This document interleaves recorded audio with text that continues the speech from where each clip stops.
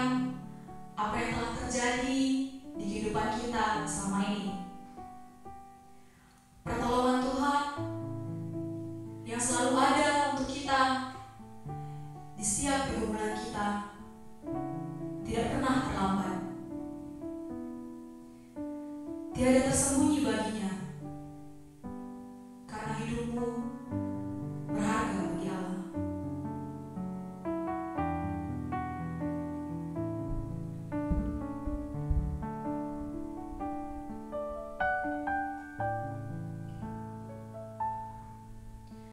Hidupmu berharga bagi Allah. Tiada yang tak berkenan di hadapannya.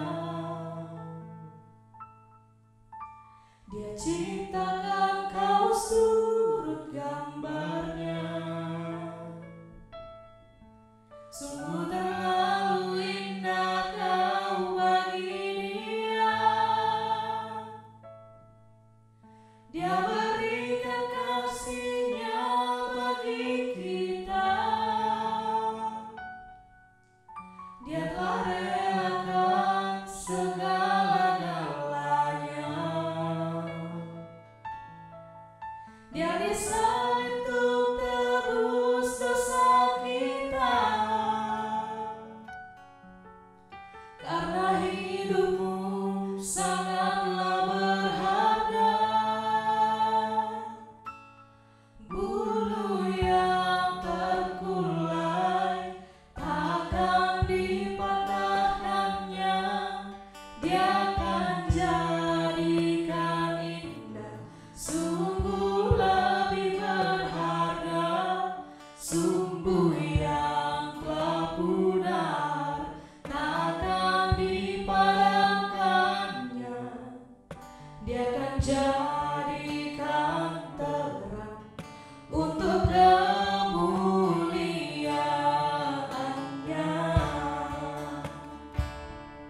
Mari kita merenungkan pertolongan Tuhan yang luar biasa bagi kita.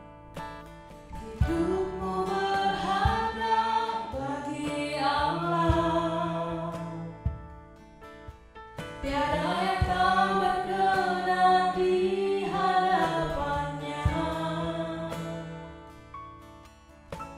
Dia ciptakan kau surut gambarnya. Sungguh terlalu indah kau bagi Dia. Dia berikan kasih-Nya bagi kita. Dia telah relakan segala-galanya.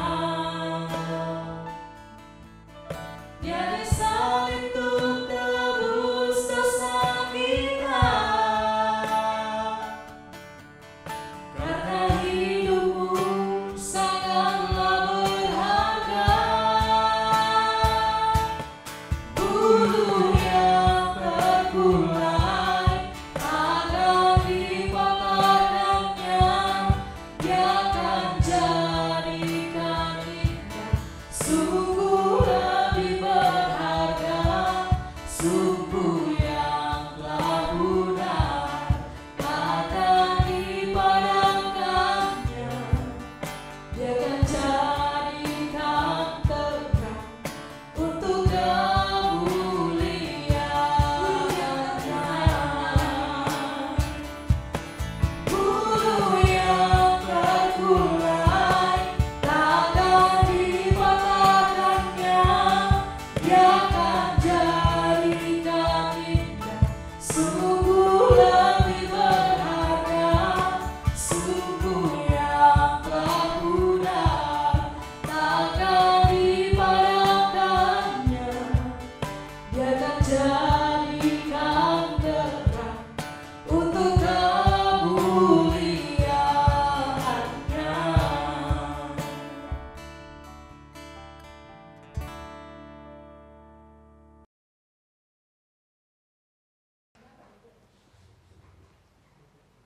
Kita akan membaca nats Alkitab kita pada hari ini yang diambil dari Kejadian 19 ayat 1 sampai 29.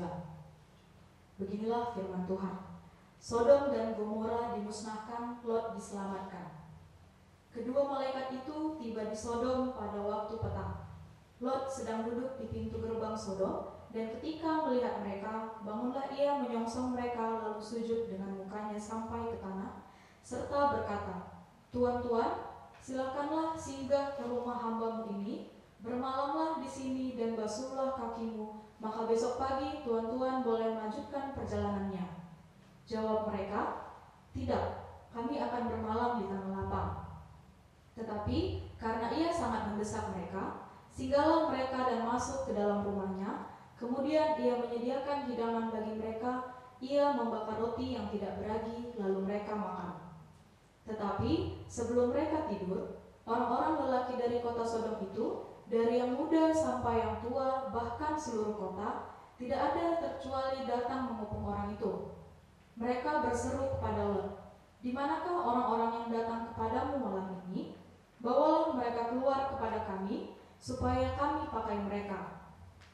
Lalu keluarlah Lot menemui mereka ke depan pintu, tetapi pintu ditutupnya di belakangnya, dan ia berkata, "Saudara-saudaraku, janganlah kiranya berbuat jahat. Kamu tahu, aku mempunyai 2 orang anak perempuan yang belum pernah dijamah laki-laki, baiklah mereka kubawa keluar kepadamu. Perbuatlah kepada mereka seperti yang kamu pandang baik, hanya jangan kamu apa-apakan orang-orang ini, sebab mereka memang datang untuk berlindung di dalam rumahku." Tetapi mereka berkata, "Menyahlah." Lagi kata mereka, "Orang ini datang ke sini sebagai orang asing, dan dia mau menjadi hakim atas kita. Sekarang kami akan menganiaya engkau lebih daripada kedua orang itu." Lalu mereka mendesak kedua orang itu, yaitu Lot, dengan keras, dan mereka mendekat untuk mendobrak pintu. Tetapi kedua orang itu mengulurkan tangannya, menarik Lot masuk ke dalam rumah lalu menutup pintu. Dan mereka membutakan mata orang-orang di depan pintu rumah itu, dari yang kecil sampai yang besar, sehingga percumalah orang-orang itu mencari-cari pintu. Lalu kedua orang itu berkata kepada Lot, "Siapakah kaummu yang ada di sini lagi? Menantu atau anakmu laki-laki atau anakmu perempuan, atau siapa saja kaummu di kota ini, bawalah mereka keluar dari tempat ini. Sebab kami akan memusnahkan tempat ini karena banyak keluh kesah orang tentang kota ini di hadapan Tuhan. Sebab itulah Tuhan mengutus kami untuk memusnahkannya." Keluarlah Lot lalu berbicara dengan kedua bakal menantunya yang akan kawin dengan kedua anak perempuan, katanya, "Bangunlah, keluarlah dari tempat ini, sebab Tuhan akan memusnahkan kota ini." Tetapi ia dipandang oleh kedua bakal menantunya itu sebagai orang yang mengolok-olok saja.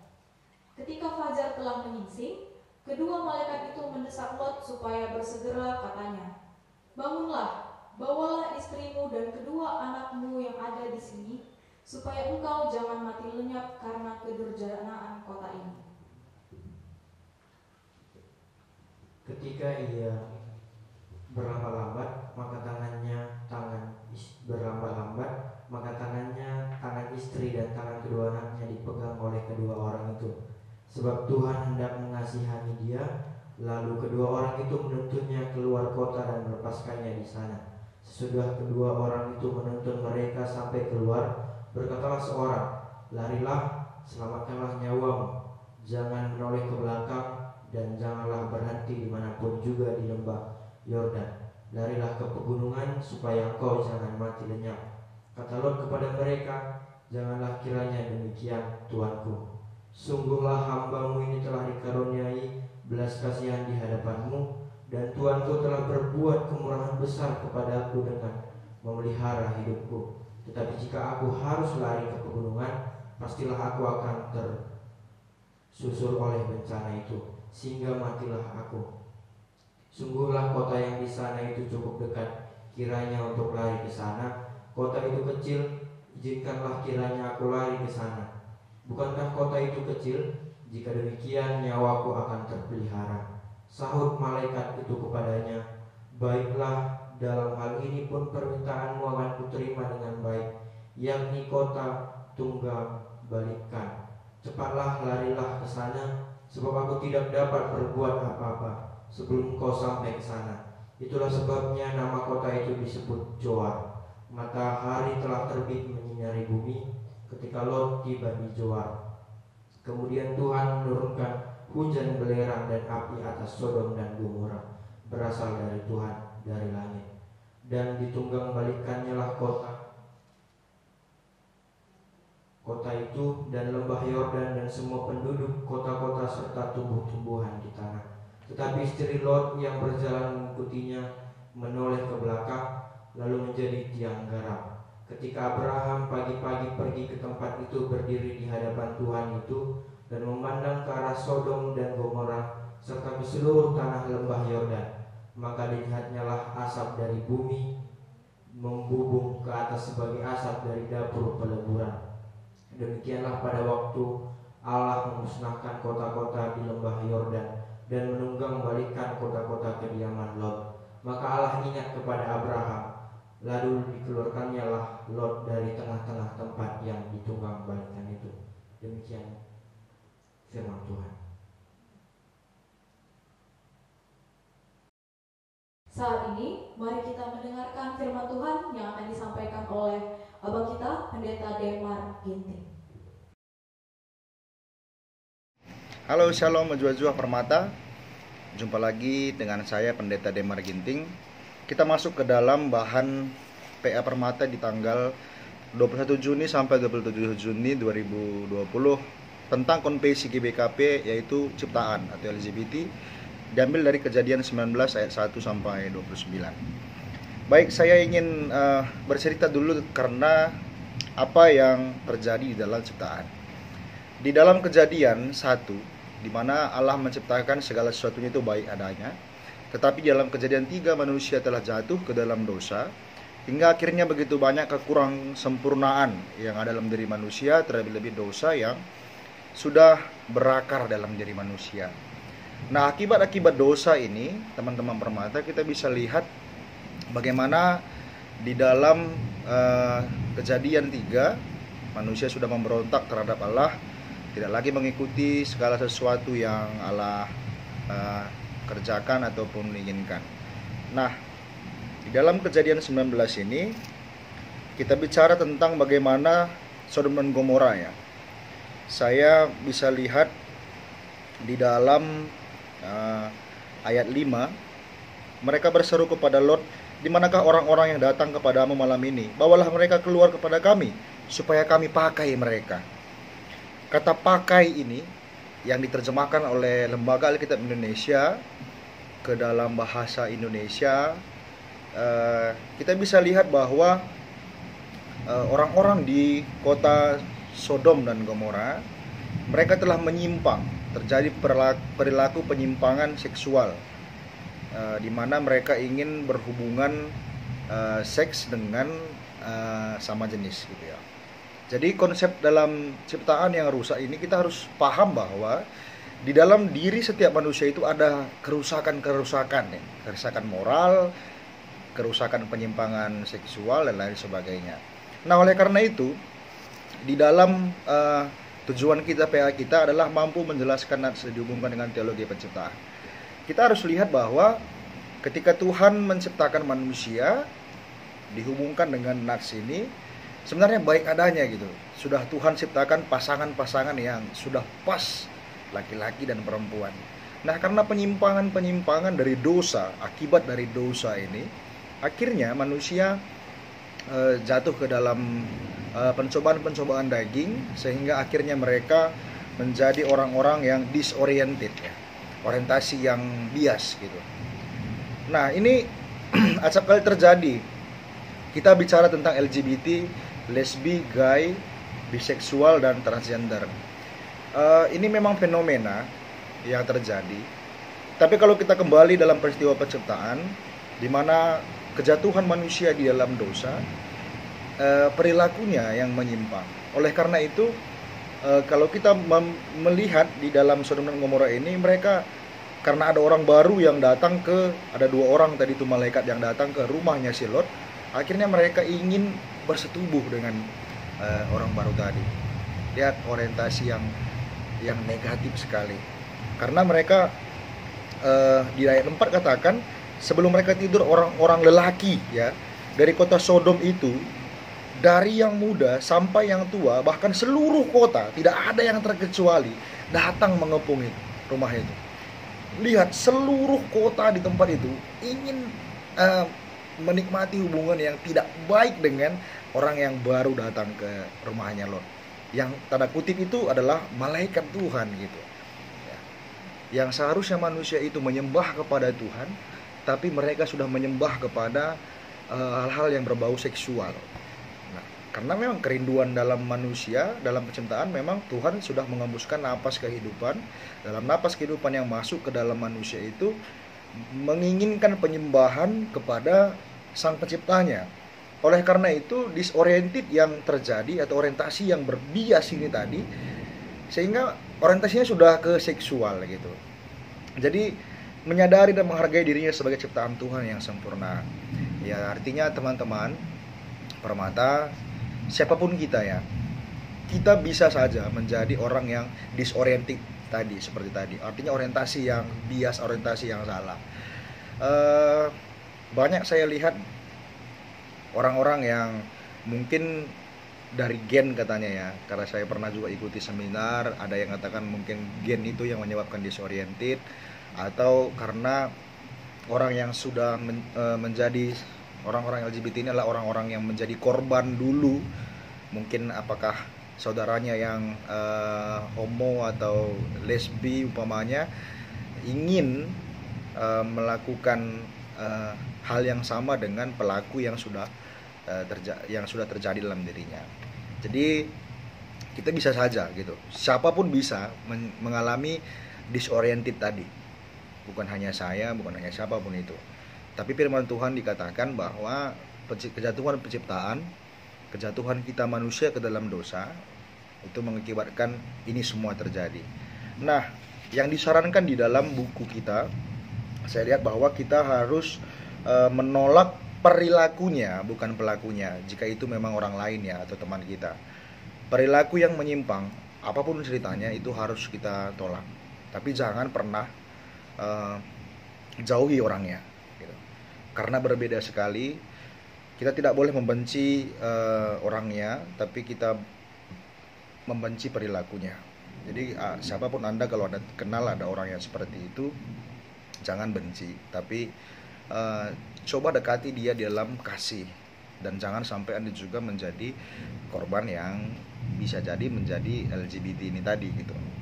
Berikutnya teman-teman Permata, di dalam kita membandingkan dalam kejadian 19 ini, ada hukuman malapetaka yang datang ke dalam Sodom dan Gomora, karena memang semuanya di kota itu berperilaku negatif gitu ya. Nah, ada hukuman dari dosa ataupun perilaku yang menyimpang kepada kita. Nah, ataupun kalau kita, siapapun kita, mungkin Anda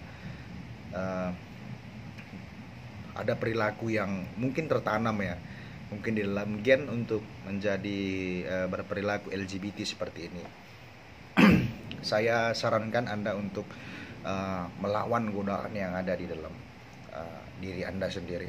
Karena musuh terbesar itu bukan orang yang di luar sana gitu, tapi musuh terbesar itu dalam diri kita. Itu musuhnya. Ketika manusia jatuh ke dalam dosa, dalam konsep penciptaan ini, musuhnya adalah dirinya sendiri gitu. Jadi kalau memang Anda, karena memang semuanya kita ini bisa jadi disoriented gitu. Bisa jadi, siapapun bisa. Saya bukan menakuti Anda ataupun saudara Anda, bisa saja semuanya. Karena bagaimanapun kita bisa menjadi orang yang seperti ini. Nah, Anda harus nimbak saudara-saudaranya. Anda harus melawan apa yang ada dalam diri Anda. Jangan turuti hawa nafsu Anda, tapi turutilah apa yang dikatakan oleh firman Tuhan. Nah, konsepsinya adalah kita ini sempurna jika bersama dengan Tuhan. Sedangkan kalau Anda tidak bersama dengan Tuhan, Anda tidak akan pernah bisa sempurna. Jadi kesempurnaan itu hanya bersama dengan Tuhan. Artinya Anda harus taat kepada firman Tuhan, taat kepada peraturan-peraturan yang Tuhan kerjakan dalam hidup Anda. Oleh karena itu alhasil Anda bisa lepas dari pencobaan, lepas dari hal yang tidak yang disoriented tadi gitu ya. Jadi dalam diskusi kita bisa lihat ada berdasarkan nas yang menjadi renungan bagaimana pengertian permata tentang LGBT. Ini bias ya, Anda boleh saja bilang apapun tentang LGBT, silahkan saja. Saya tidak pernah menolak orangnya, tapi saya menolak perilakunya, karena orangnya itu mungkin adalah korban dari orang lain. Itu hampir-hampir sama ya. Karena kalau Anda menjauhi orang-orang yang seperti ini, dia akan semakin menjadi-jadi. Tapi kalau Anda kasihi bersama dengan Tuhan dan Anda bawa dia bersama ke cinta kasih Tuhan, pasti dia akan lebih menyadari dirinya itu yang disoriented tadi, artinya orang yang tidak di dalam orientasi yang keliru ini tadi, akan mengubah orientasinya ke hal yang benar sesuai dengan yang Tuhan inginkan. Siapapun Anda, Kristus telah mati untuk Anda. Kalaupun Anda sudah terjerumus mungkin ke dalam LGBT, Kristus mengasihi Anda. Tidak ada yang tidak dikasihi Tuhan. Tidak ada dosa, satupun dosa di tengah-tengah dunia ini yang tidak bisa diselesaikan Tuhan. Kristus mengasihi Anda. Dan apa yang harus dilakukan permata supaya tidak terpikat ya dan terjerumus perilaku ini? Anda harus sadar kesiapaan diri Anda. Anda harus sadar dulu bahwa Anda lah orang yang bisa saja terkena seperti ini. Siapapun kita bisa. Nah, kalau Anda sudah supaya tidak terjerumus, hati-hati dengan orientasi kita. Taat kepada firman Tuhan. Simbah surah-surah daging du, artinya lawan keinginan daging, dan tolong orang-orang yang seperti ini. Dan bagaimana upaya kita? Ya, mungkin kita bisa buat kelompok temu bersama, mungkin bagaimana dia supaya bisa bertumbuh di dalam pengenalan yang benar akan firman Tuhan. Bawa dia kepada rohaniawan seperti pendeta, pertua atau diaken yang memang dia bisa tempatnya curhat, atau Anda punya teman seperti itu, Anda bisa menjadi tempat dia untuk mengenal Kristus itu. Biarkan dia bercerita tentang masa lalunya, dan pasti Anda katakan kepada dia, bersama dengan Yesus, bersama dengan Tuhan, Anda sempurna. Tapi di luar dari Kristus, Anda tidak sempurna. Nah, demikianlah teman-teman permata yang bisa saya bagikan kepada Anda. Semoga firman Tuhan ini bisa menjadi penguat dalam diri kita untuk mengasihi Tuhan. Jadi, salam dari saya, Pendeta Demar Ginting. Tuhan Yesus memberkati kita semuanya. Selamat ber-PA. Shalom. Tuhan Yesus memberkati.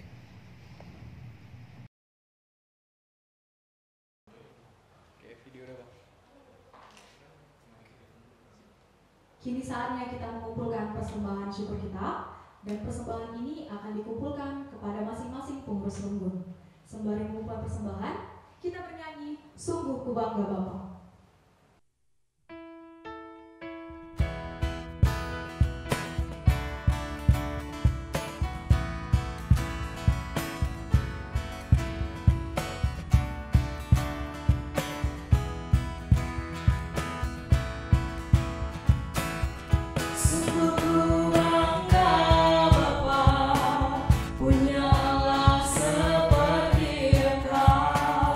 Sungguh ku bangga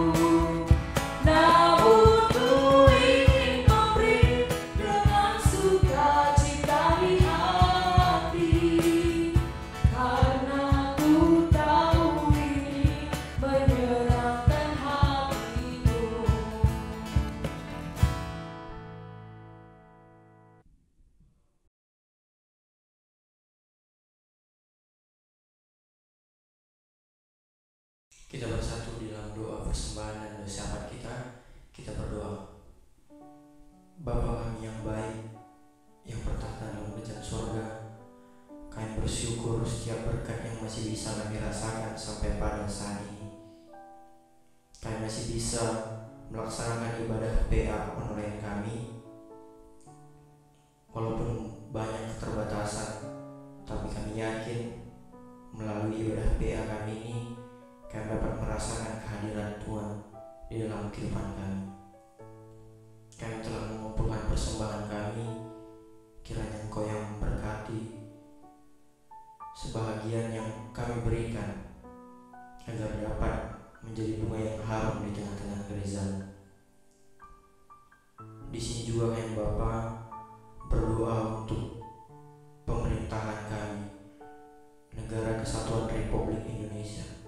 Kami berdoa untuk pemimpin dari yang tertinggi sampai yang terendah, mulai dari presiden, wakil presiden, dan juga menteri-menteri yang bekerja ya Bapak, gubernur kami, bupati kami, wali kota kami, hingga pemerintahan yang paling bawah. Kau yang memberikan kebijaksanaan di dalam dia mengambil keputusan, agar keputusan yang dia ambil terlihat bahwa dia memihak kepada rakyatnya Bapak.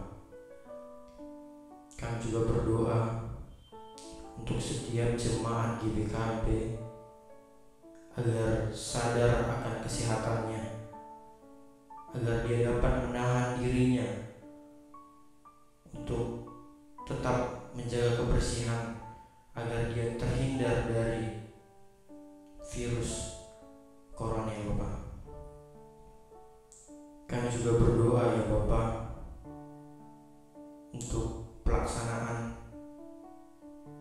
sidang sinode GBKP yang dimana Bapak persiapan-persiapan yang akan dilaksanakan, kiranya Engkau yang memberkati.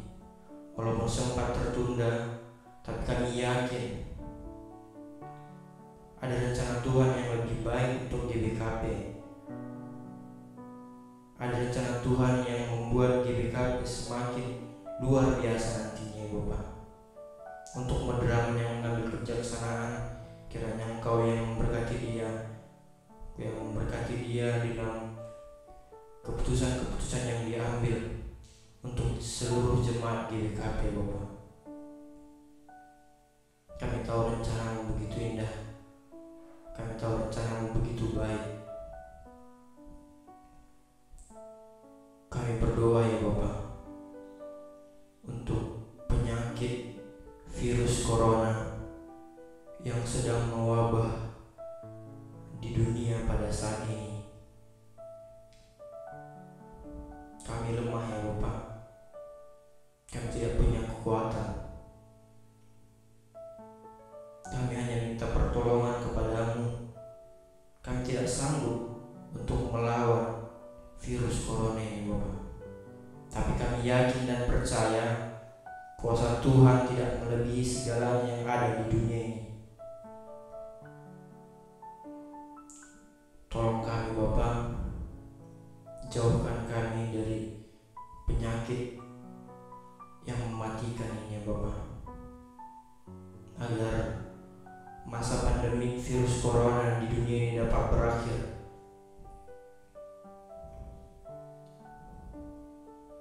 Dan juga Engkau yang memberikan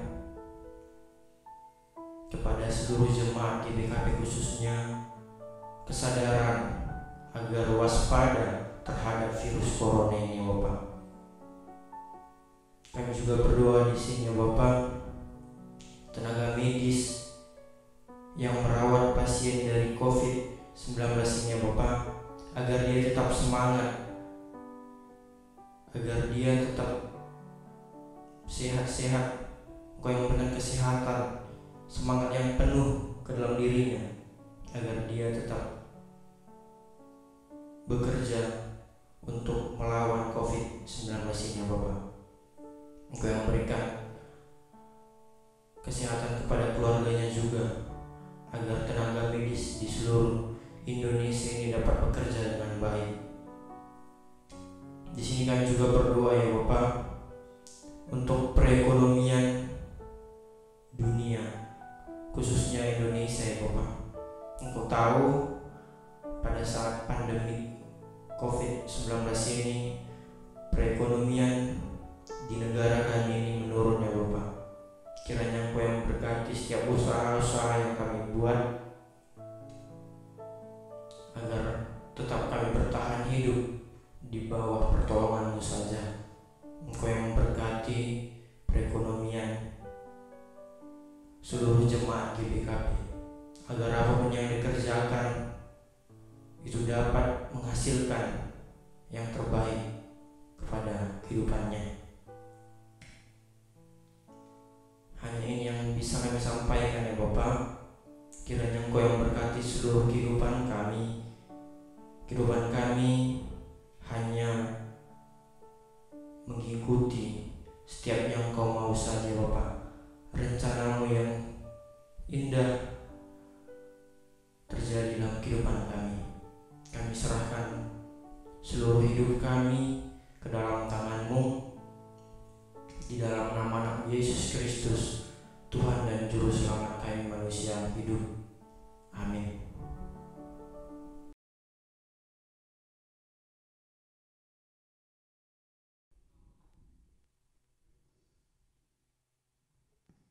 Kita telah sampai pada akhir PA kita pada hari ini.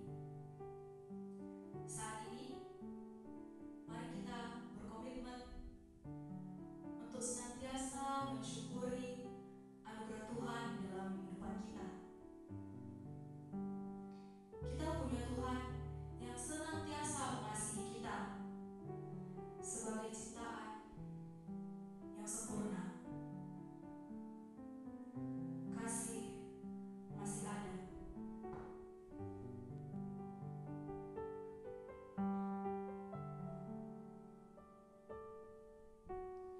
Hanya yang pernah merasakannya tahu duri dalam dagingku.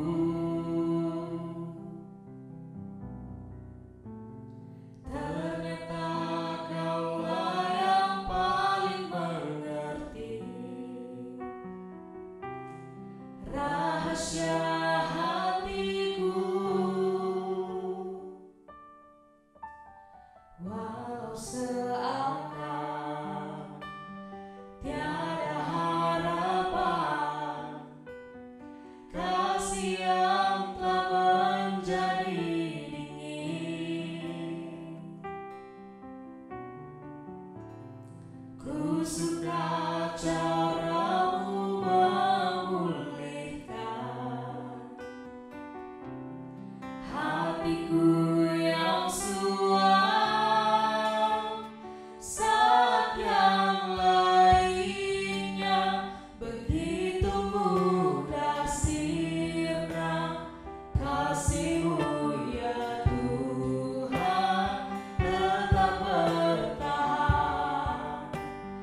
Engkaulah alasan hatiku percaya kasih masih ada dalam dunia. Mari kita nyanyikan kita. Hanya yang pernah merasakannya tahu duri dalam dagingku.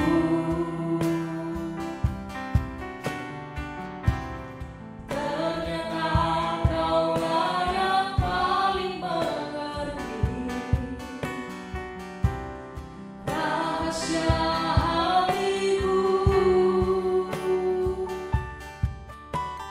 Walau seakan tiada harapan, kasih yang telah menjadi dingin. Ku suka cara-Mu memulihkan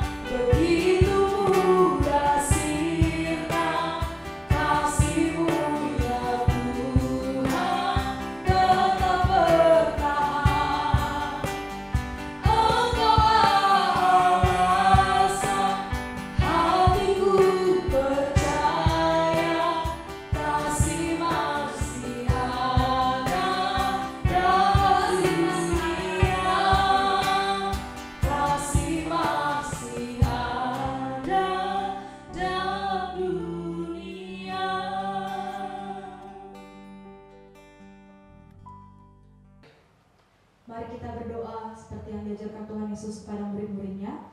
Kita berdoa. Bapa kami yang di surga, dikuduskanlah namamu, datanglah kerajaan-mu, jadilah kehendak-mu di bumi seperti di surga.